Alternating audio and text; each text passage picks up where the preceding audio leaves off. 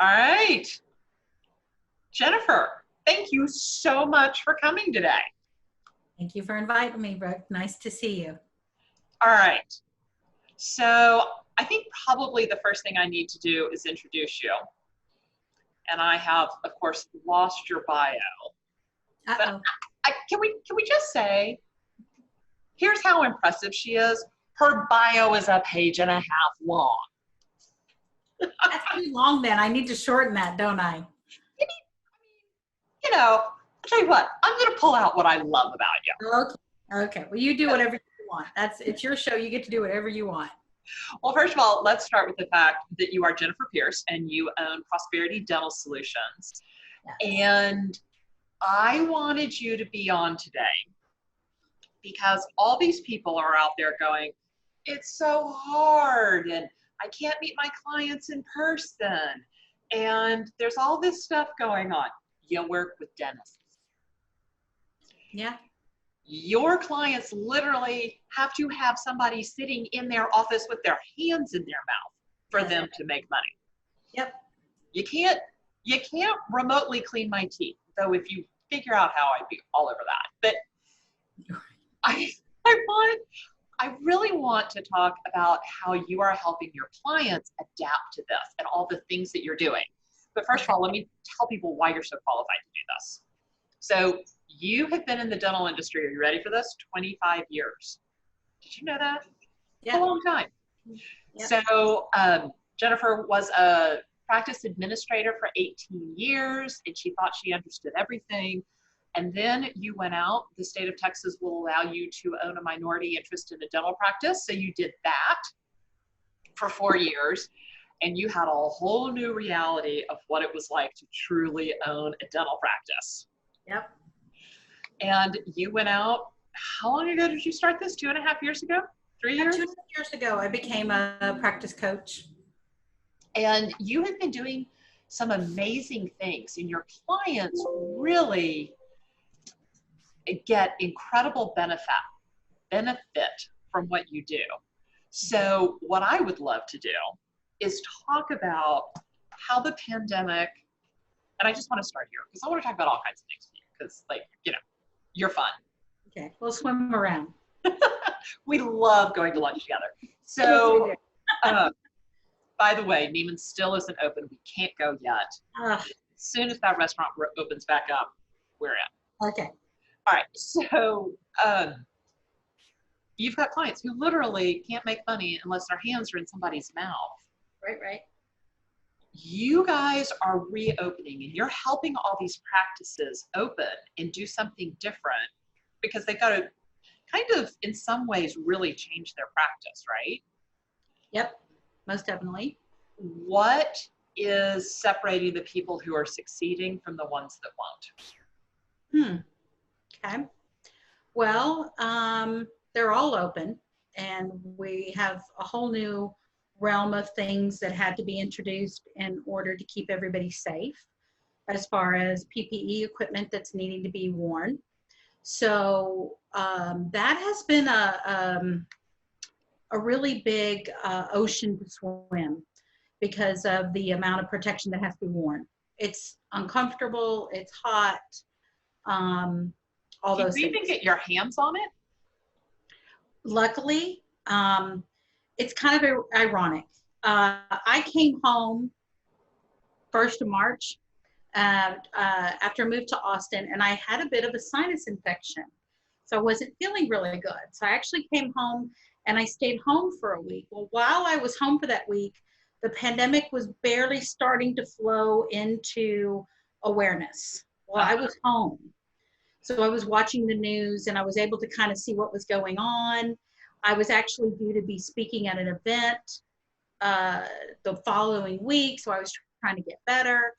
And I started getting out to my clients because they were busy. They were, we call it wet dentistry. They were in the mouth, right?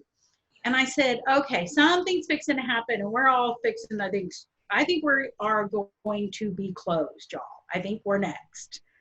We'd already watched China. We'd already seen Italy. It was starting to come through our country. And so that was one of the first things we were saying is we need to make sure we have enough equipment for when things come back up. Because if we go down, supply chain's going to, of course, take a while to come back up too. But we did not know about K95s. We did not know about additional things that we were going to have to be doing. But a lot of my clients did go ahead and early order gloves, masks, those kind of things. Most of them were already using a level 3 mask, so then they have to put a K95 on top of it. Well, once we shut down, the hospitals needed that equipment. Our first responders needed it more than we did at that point. So they did disperse out their supplies. So then we go into the pandemic. And not to you. Do what? They did disperse the supplies, but yes. not to you guys. Yes, yes. So we, of course, came back out, but then when we were getting ready to get back open, luckily we had relationships with the vendors and that kind of thing. So we did start getting supplies. I work with some very forward-thinking, entrepreneurial mindset dentists. There's a difference between a technician dentist and an entrepreneurial dentist. Some people don't know that, and I understand that. All right, so what's the difference? Well, an entrepreneurial dentist, forward thinking, really is in their business, engaged in their business, not just the production of dentistry, the technician who's in the mouth all the time. And so we see, I feel, more entrepreneurial dentists today than we ever have in the past. It has been a shift in the profession, in my opinion. So they could see these things were coming. We were doing a lot of CE. We were just trying to figure this out. How long are we going to be closed? When we do reopen, what is it going to look like? A lot of figuring these things out with the key opinion leaders in dentistry, and just pulling things together. So we were able to really pull our tribe together. I actually bonded my clients into their own group. So we brainstormed. Well, that's a really strong powerhouse when you have about 12 doctors pulling all their resources together, and we helped. So normally that's not something that you can do, in my opinion, because it hurts a little bit. They're not always used to being collaborative, but I know them. I coach them all. So I was almost their liaison. So I would say, okay, well, who knows this and who can get us this? One of my dentists has a 3D printer. So he started making K95 masks for our group. I'm like, we're ready. We've got K95s. We found a system for our phones where we could sight print our face, email it to him. He printed our K95 masks in his office, sent them to us for us to look at and try. When they worked, they did their teams. So that's awesome. We were being very innovative. And I didn't know what I was doing when I put them all in a group, but it turned out really well. They were innovative together. There were virtual cocktail parties to blow off steam. It was just, we did what we had to do to come through it, you know? And it's really interesting because I know that you have said that coronavirus or COVID-19, whatever you want to call it, is really kind of a blessing in disguise, which a lot of people right now want to slap you upside the head and tell you you're just, can I cuss on this? I don't care. It doesn't bother me. That shit crazy. Like, what in the world? Yeah. Okay. For myself and for my clients that I coach, a hard stop has never happened in my life. A hard stop where the world came to a stop, everything came to a stop has never happened. And when it happened, it's like such a whiplash effect in your life. And then you cook, you've cleaned, you do these things in your house. You may be trapped with other humans in your house or pets. You want to come cook and clean at my house? I would totally love that. I have a friend who cleaned her baseboards with a toothbrush. No, I'm not that girl. But my son came and stayed with me. It was really a blessing. He's 24. He graduated college. He lives down the street from me. He came over and he says, well, we're going down. We'll just be together. And I was like, okay. So it was a blessing. I got to hang out with my 24-year-old son and have some really deep, profound conversations that would not have occurred had the virus not occurred. And can I get that back? Or could I have made that happen? No, no. Business wise, what's happened with my clients is that hard stop made them stop and really look at what the values in their lives were aligned with. Were they working just to work? Were they working because it was fulfilling their needs? We really started having some deep, soulful conversations about work life. I don't want to say balance because it's really kind of an illusion to have balance, but you know, do they want to put that much into their career, or did they want to have more time with their children? Were they allowing people in their practice, in their team that weren't really on the team? They were managing the chaos. Yeah, we call those terrorists. Yes, the terrorists were going to be weeded. I call it weed your garden. Get the terrorists out of there so that the flowers can bloom. Someone else was talking this week about weeding your garden. Yeah, weeding your garden too. Oh, the Pumpkin Plan talks about weeding your garden, Mike McAllowitz. That's what it was.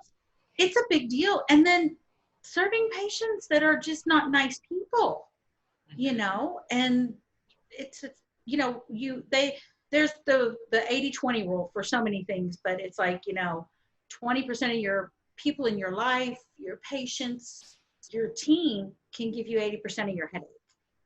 So if you got 80% of your headache coming from those people, it gave everybody a hard stop in time to look at that. Yeah. So for the ones that I coach, I'm like, if you don't want to go back to what you had, then let's recreate another path to get you back in. And I think that's so important. And I think that it really was a great opportunity. Mm-hmm. And I think it still is. And I think we're going to continue to have that opportunity because personally, I think it's going to come back. And while the economy may not shut down the way it did, I think you could only shut it down that way once. I do think we're going to be. I think we're going to shudder. I think we're going to shudder. Yeah. And, but I think you're right. What's working? What isn't working? What do you like? What didn't you like? Right. What serves you? What doesn't serve you? Who are those clients that need to be weeded from the garden? And who are those employees that need to be weeded from the garden? Yep. And I do want to do a quick plug right here. There are a lot of people that are afraid to fire right now because they got PPP loans and they're afraid that their full-time people their FTE will drop and they won't get it forgiven. If you fire for cause, you get to count them like they were still there. So just, I want people to keep that. One of my gentlemen that I coach, we had that same conversation. And I said, but now we get to try the new one that we pick. And we have money coming in to help us figure out if she fits the tribe. And so I said, you can look at this so many different ways. I know. I'm not a Pollyanna, but I am very, I do see the glass is always half full. There's always something that we can come from that. Yeah. You know, what's so funny is that as I've been doing this, as I've been talking, because I've been talking to a lot of people in the past couple of months. Right. The entrepreneurs are like, this is an opportunity. Like, I'm going to come out better. It gives me time to work on my marketing, so I'll be strong when we reopen, like whatever it is. My divorce attorneys are the funniest. I'm like, buckle your seatbelt, babe, because as soon as people get unlocked from their houses, they're going to be on your doorstep going, I can't live with this person anymore. I need a divorce now, which is totally happening. It's really funny. But yeah, like I think entrepreneurs do see the possibility more than the prohibition. Right, 100%. And it's been interesting because some of the dentists that have been dentists for, I don't know, 25 and up years, I think some of them are using this also as an exit strategy. Oh, that's interesting. And there have been some offers made to some of my clients of, I'm done. I don't want to go through the PPE and everything it's going to take to re-engage my practice. Why don't we open up talks on how you can purchase my practice, purchase my charts, or those kind of things. That's been a conversation as well. So it is an expansion technique right now too. To re-engage my practice. Hold on 1 second. To re-engage my practice. Why don't we open up talks on how you can purchase my practice? This is not working. All right, now I got it. Okay. Someone just texted me and said, I have a question. And I'm like, I don't know how to answer a question. Oh, So now I've got it up on my phone. So here we have a question. All right. Asking for a friend. of Are course. large companies looking at eliminating, reducing vast numbers of mid and upper level managers now that the work from home phenomenon has created new paradigms? You want to take a stab or you want me to take a stab first? I'll take a little stab, you take the big stab. All right, what's your little stab? My little stab is my son is working for a really fine company here in Austin, and he was a little bit worried at first about losing his job because he was a recent hire. But they already had their contingency plan in order. There have been no layoffs. There have been nothing but expansion during this time. They were prepared for this. The war chest was ready for something like this to occur. So I don't buy into that fear tendency that may be being sold. Yeah, I don't know that really that I do either. It's that I think this question goes to, do we think that mid-level managers won't need to be there to keep people working like they were in the office? And I think that mid-level managers actually serve a purpose. I think they help keep projects going. I think they help keep teams together. I think they teach and train. So I don't think that they're going to go away. And I want to come back to something that you talked about, the being prepared, having a contingency plan. And you talked about the PPP loans. Mm-hmm. Mm-hmm. And I think that was an experience for a lot of people. Yes.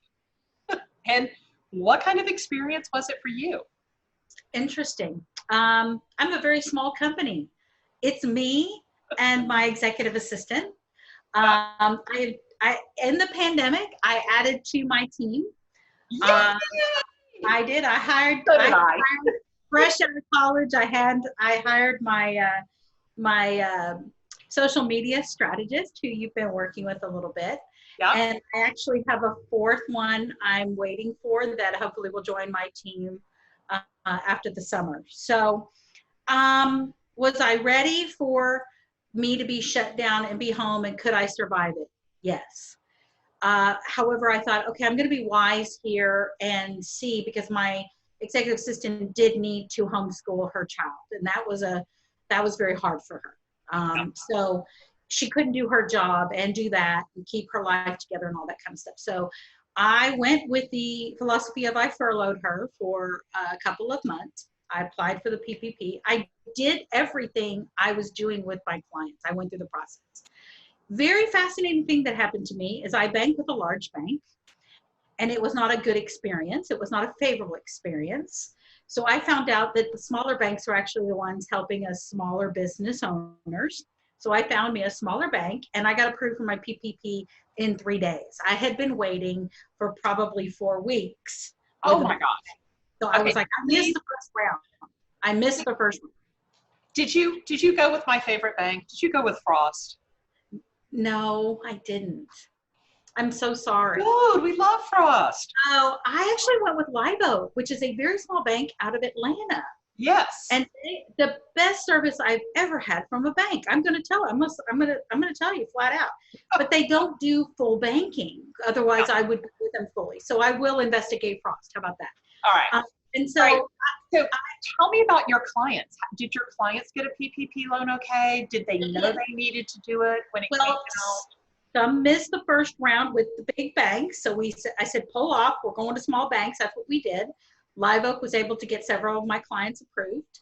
Awesome. So we were going through the experience together. There were some gut-wrenching moments when we didn't know if some of them were going to get it. Yeah. And like I said, we were in a group, so we knew, and it was painful. Yeah. It was painful for the ones that we didn't know. One of my clients that I coach in San Antonio, we didn't know if she was going to get it, and she needed it the most. So we were like, how are we going to help her? Frost will take how are we going to help her, right? So I went through it all. I also went through the IDL process. Yeah. I went through that with every one of them. The interesting thing that did come up quite a bit, and Brooke, and you and I have talked about this, and how people don't understand how to run their small business. People do not understand their P&L. That used to be me. That's when we met and I did your training and I got your book and I got to know you, because I'm like, how do I not know this stuff? Right? And because they don't teach it in school. No, but I had a CPA firm that was tax accounting based. Back. Yes, that's lag data. Forward.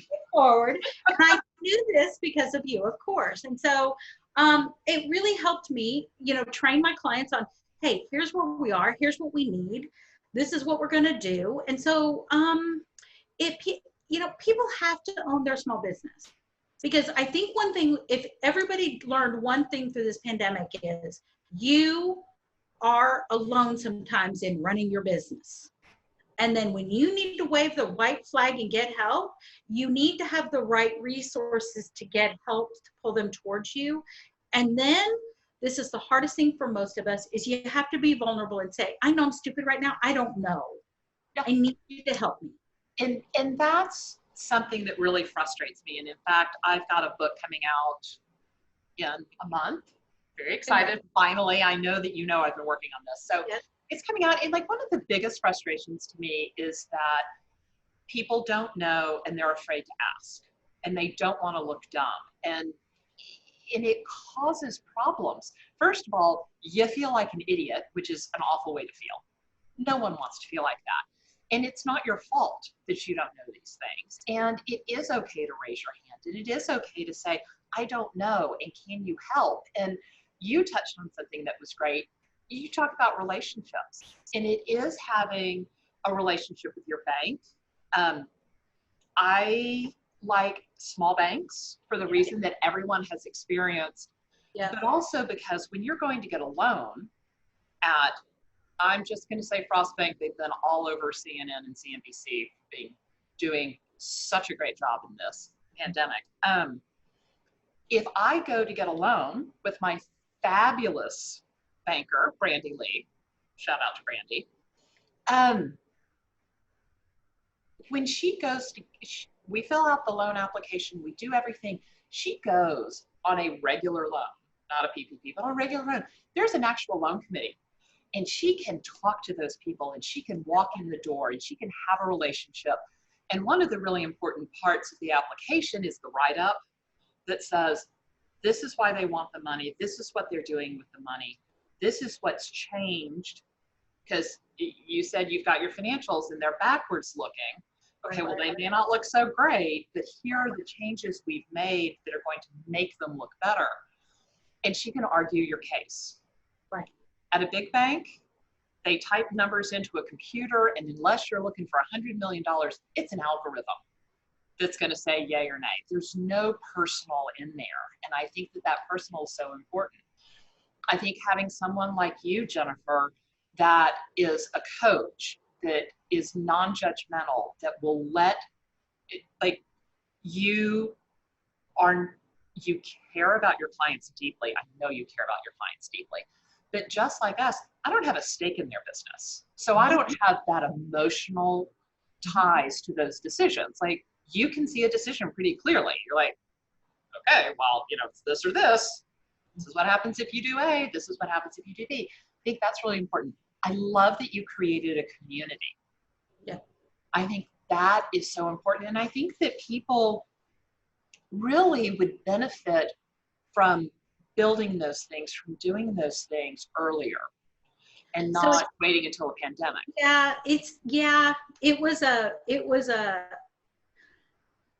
It was something that happened because of the pandemic. Am I grateful for that? Absolutely. So the funniest thing about this whole conversation right now, Brooke, is they have never met in person. They have seen each other on Zoom now. They were in a texting group together. They have shared. So I did my first retreat last year where I brought some clients together with their teams.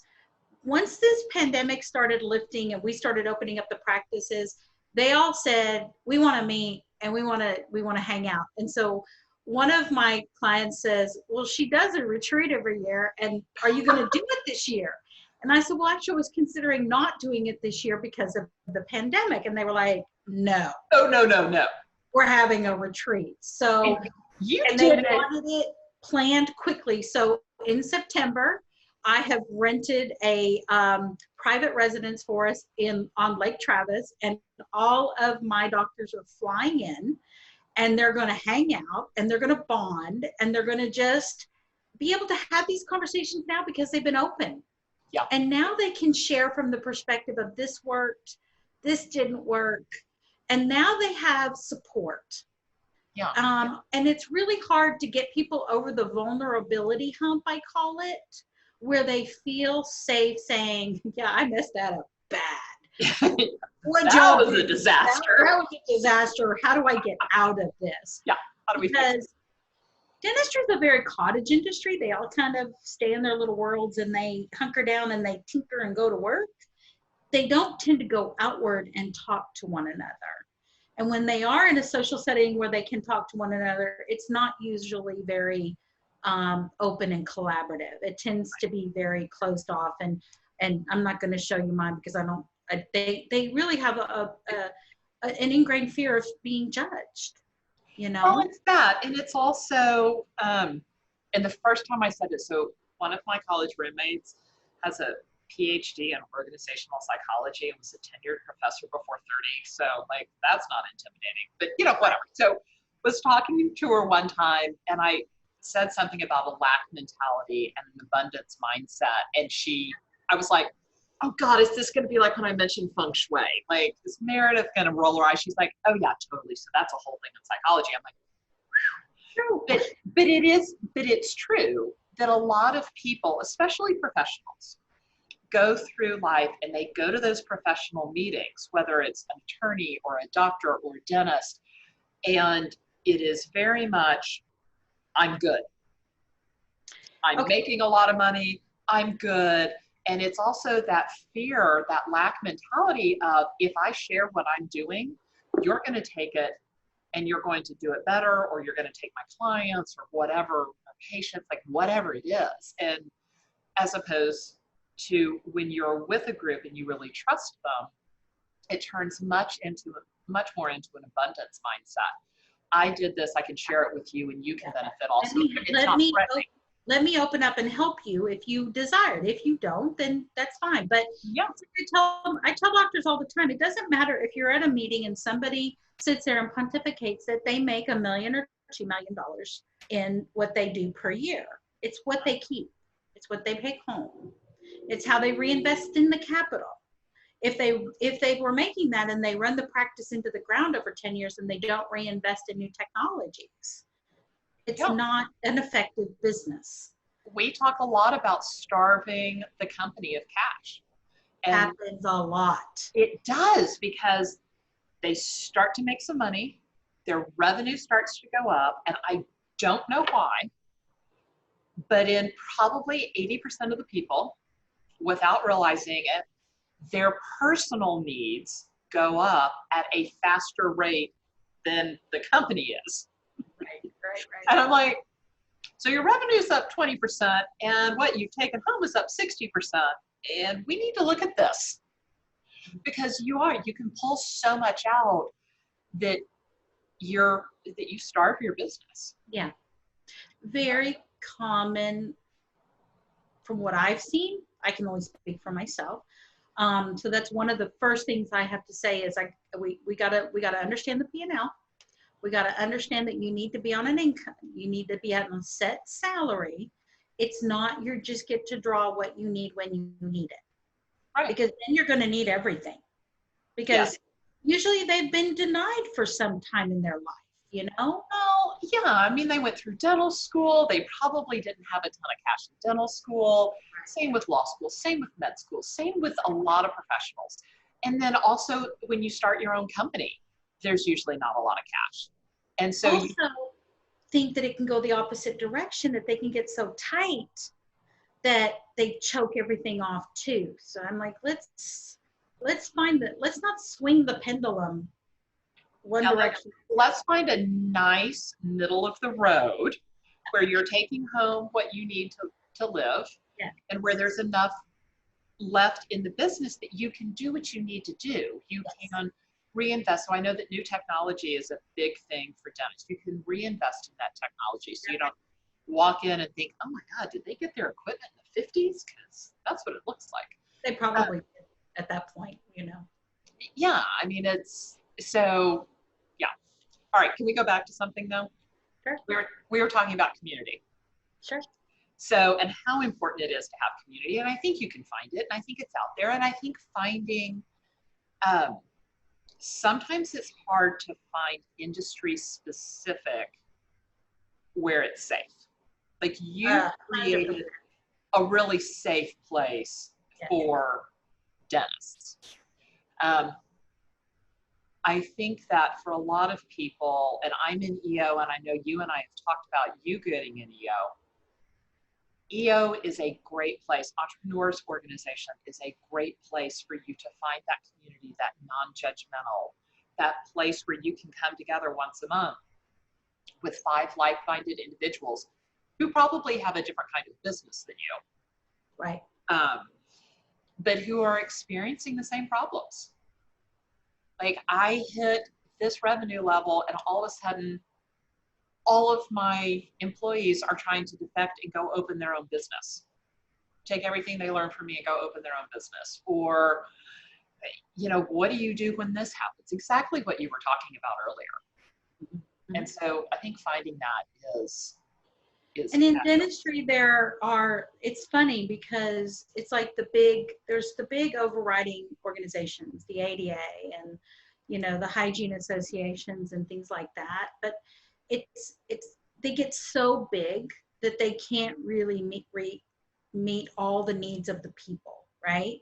So, and it's different. I'm a woman, and I do coach women and male dentists. The conversation is different. If it's a room full of female dentists that I'm talking to, and if you put a couple men in there, the conversation changes immediately. Because it's like sometimes there's a fear of saying some things in mixed company. So I do find that sometimes I have luck with having my female, doctors together and my male doctors together, because there's a comfort level with that dialogue. I coach them both, but it's a funny little shift that happens. It's part of that thing that we still have to transition through. But I notice it most when we talk about finances in mixed company. It's a more uncomfortable conversation for the women than it is for the men. So it's another angle that I have to be very mindful of. Well, talking about money is hard. Everybody has there's a lot wrapped up in it. There's self-esteem, there's privacy, there's what you learned at home as a child growing up. I mean, there are all kinds of things that feed into that. Right. So, all right. So along that same line, in those conversations, whoops, so sorry. I forgot to tell my team I was doing this. Let me put my phone on Do Not Disturb. Okay.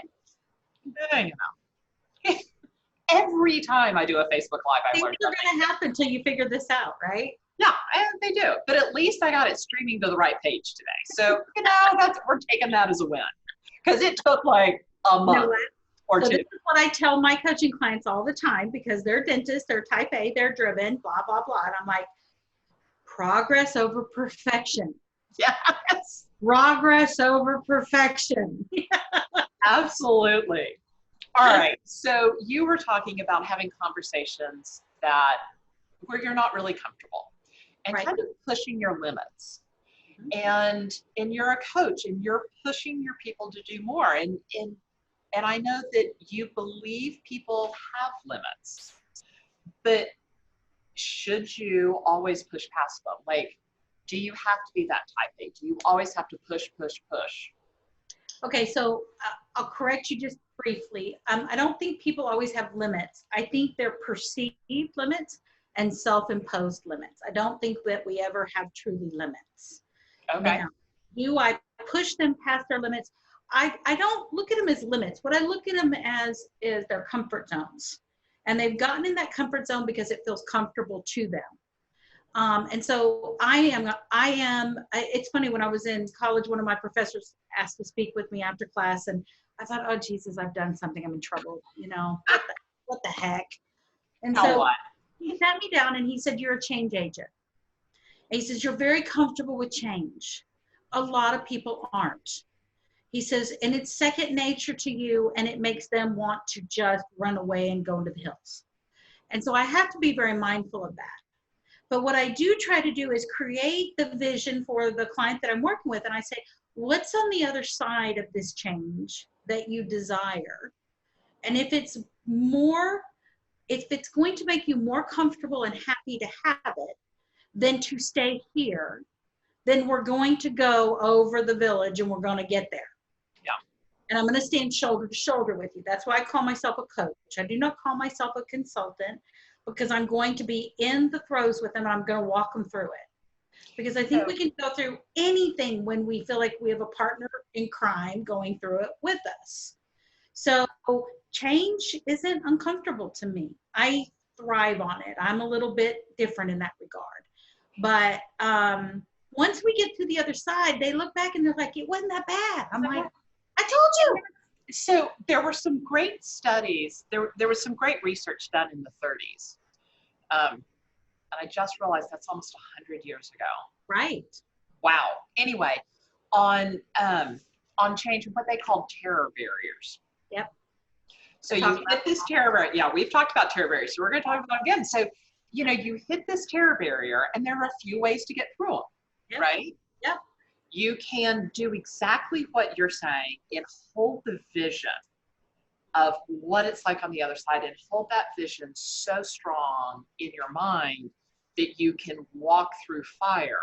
Like, you can just bust through that terror barrier. That is the healthiest way to do it. It's the best way to do it. I would recommend that. It is also shockingly the hardest way to do it, because it takes so much self-discipline. It takes so much control over what's happening in your own mind to overcome that. There's some other ways. There's the one where you kind of like sidle up to it and you push it over a little, and then you go a little further, and then you go a little further. That's really easy on your psyche, right? Like, it's not hard. There's nothing traumatic about it. It's easy breezy. Problem is that you often get comfortable where you are. So you do stop pushing, and you stop making progress, which isn't always bad. Sometimes you're in a great place, you want to stay there, that's fine.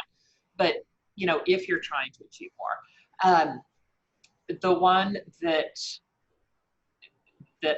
I like a lot, because it works really well for me, is you build something. Like, you build a train engine and you send it down the tracks and you tie yourself to it. Yep. Right? Like, you can't stop it. It is a speeding train and you're stuck to it. The only unfortunate thing is, for some reason, whenever I do this, I have an image of a train on a train track and somebody shackled by one ankle on the back of their head, hitting every railroad tie as you bounce down. Yeah, kind of painful, a little traumatic, not great. But boy, do you get through that terror barrier, because there's no stopping.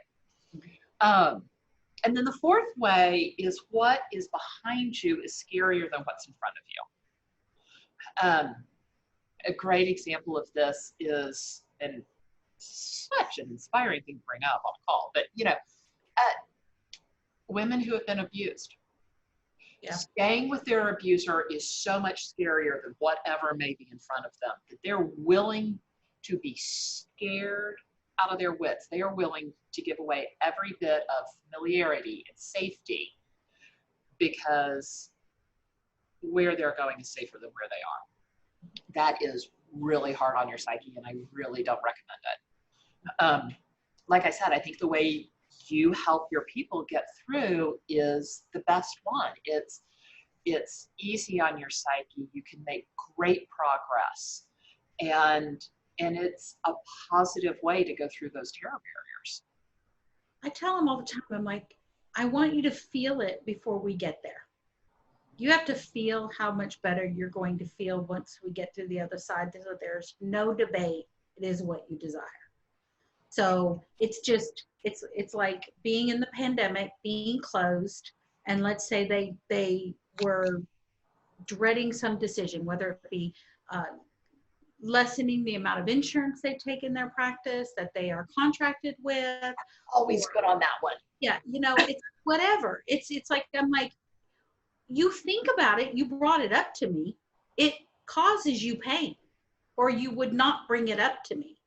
And that's one of the things I tell them when I start coaching them. I send them a sheet and I'm like, dump your head and give me your pain points. So I already know what they are.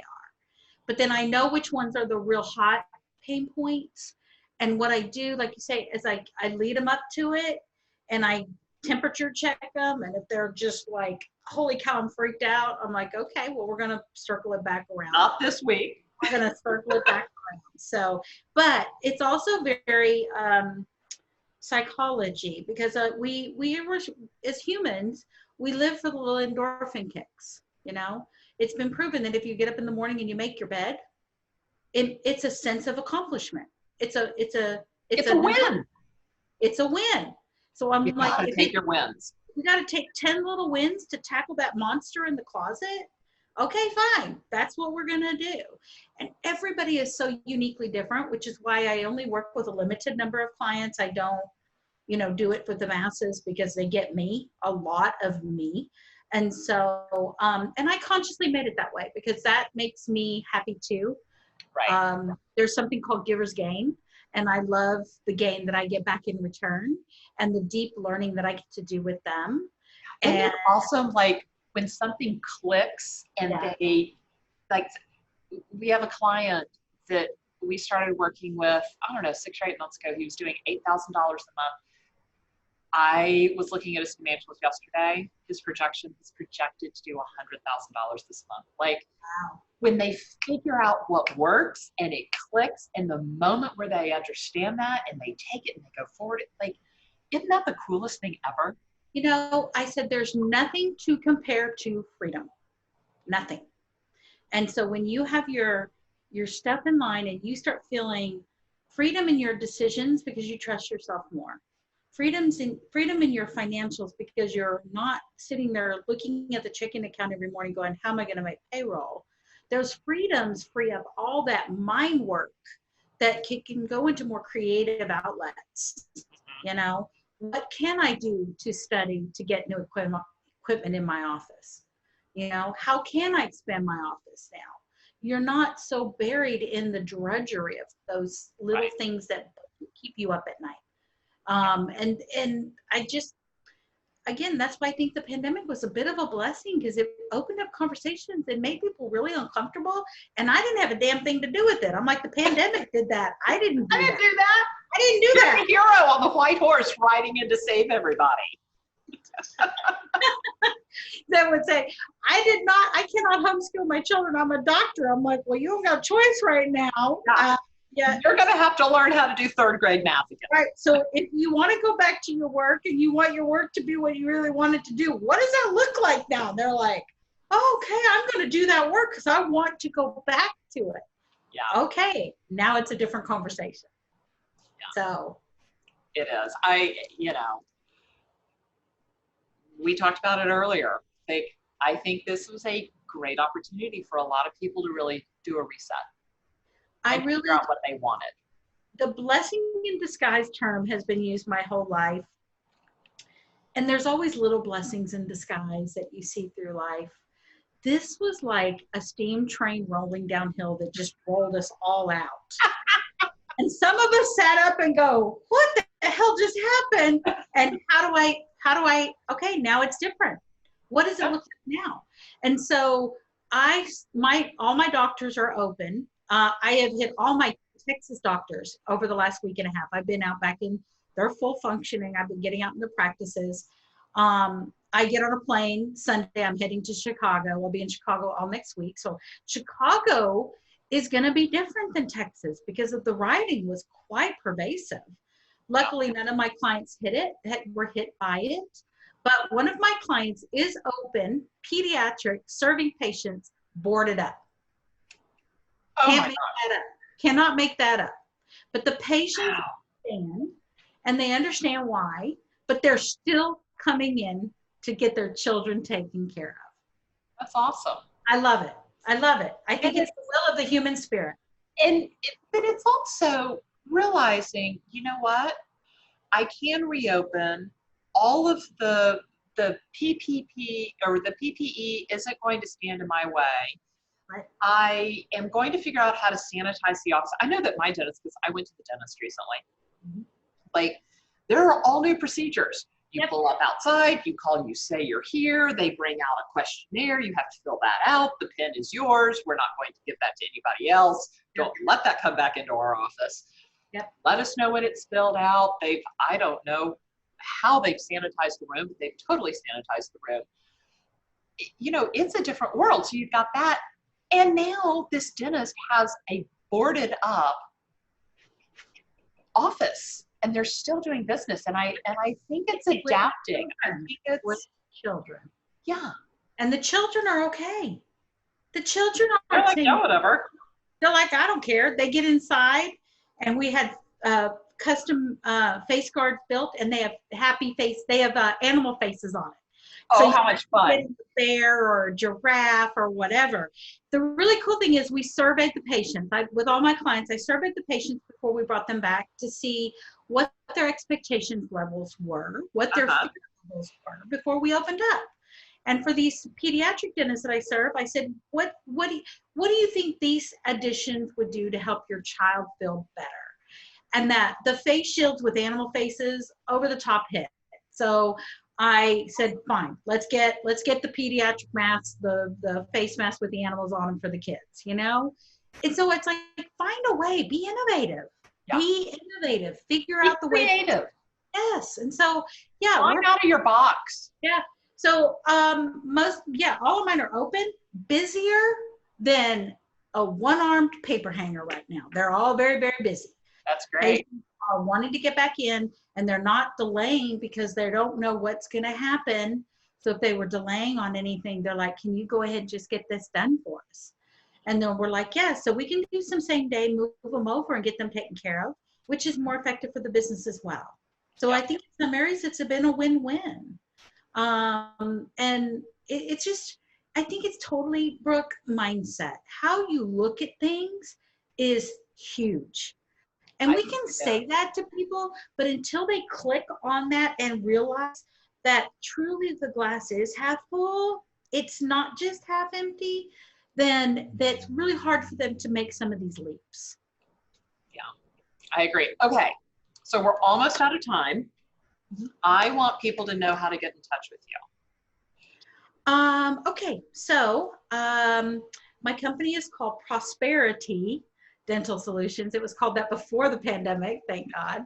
It's kind of funny. It's mindset. I chose it very accurately. That's right. My email is Jennifer@Prosperity Dental Solutions.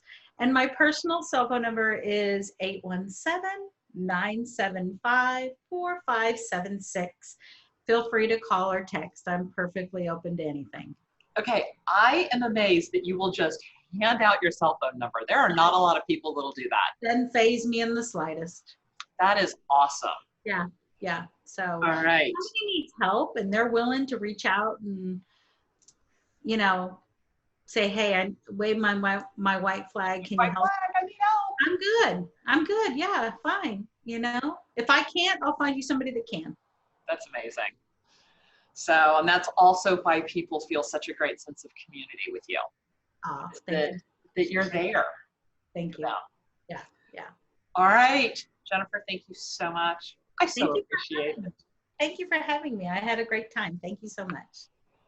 Anytime.